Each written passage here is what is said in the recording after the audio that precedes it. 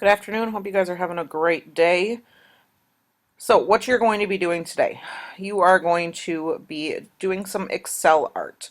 We're going to learn some of the basics here of kind of navigating Excel, and this is the best way to kind of do it in a fun way. So, first things first, your directions are right here, right on Google Classroom for you, called Excel Art Directions. You're going to be using Excel to change the column and row height and width to be smaller, then using the borders and shading option to create your own Excel art object, character, animal, or something else.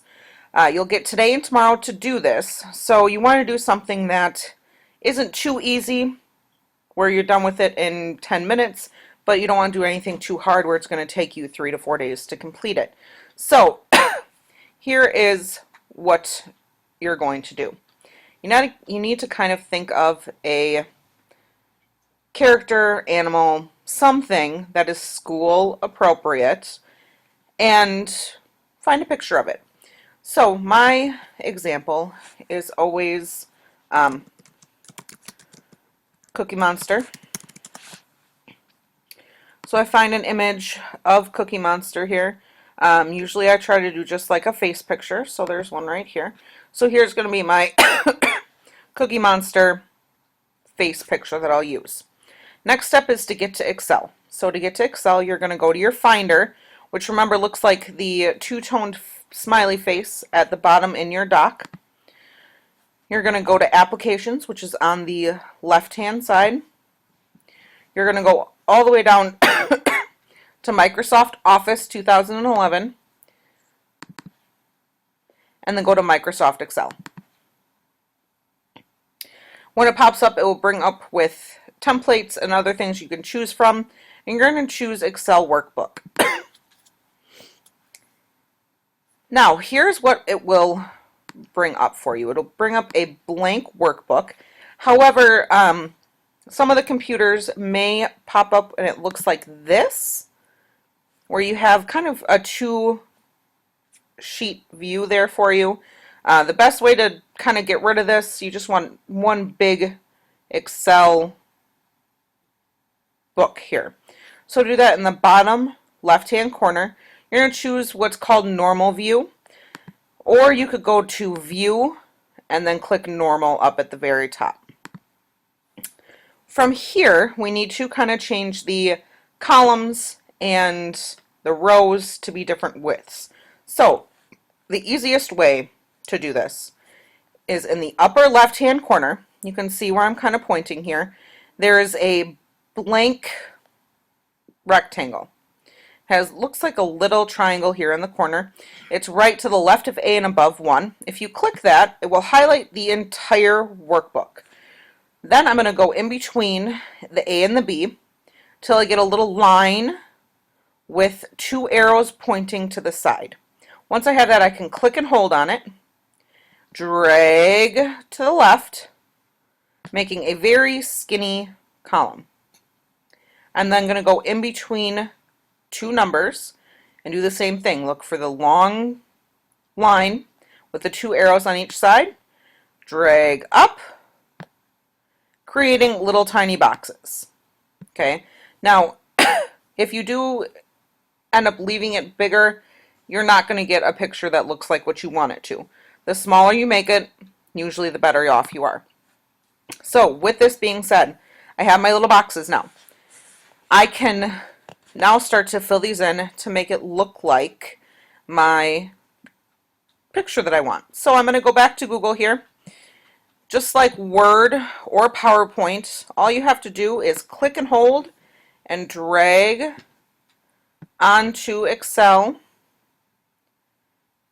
and it will bring in the picture of Cookie Monster or whatever character you've chosen.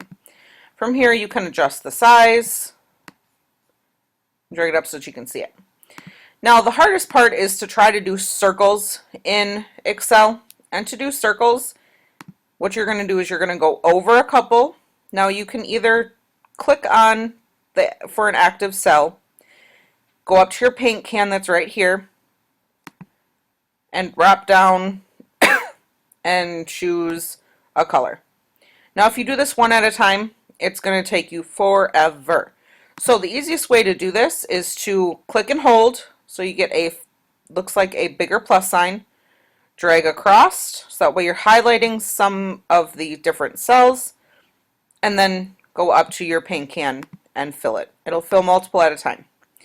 So when you're here, you have your top of what you would call a circle. You're going to go down one and over one, click and hold, drag down, click on your paint can. Then you're going to again go over and down one, go the same length across, click on your paint can. Go down one, over one, click on your paint can. So you kind of get what looks like a circle shape. I know it's not perfect, however, only so many things can be perfect. To fill in any lines that you want, so say you want this area here to have a box around it, you can go to your borders and shading, which is right here, and click on all borders, borders outside. It gives you the different options how you want this to be. If you want diagonally across, you can do that too. Remember, you always have your good old undo button. You can also press and hold Command Z, and that is also your shortcut on your keyboard. So Command Z, or click on the little yellow undo button. Now, some of you, I have noticed, like to keep your screens kind of smaller here. Now, if you do this, you will see that some of your options do disappear up at the top. So if you aren't seeing some of your options, then make your screen for Excel bigger. And you'll see that my options now pick back up. Okay?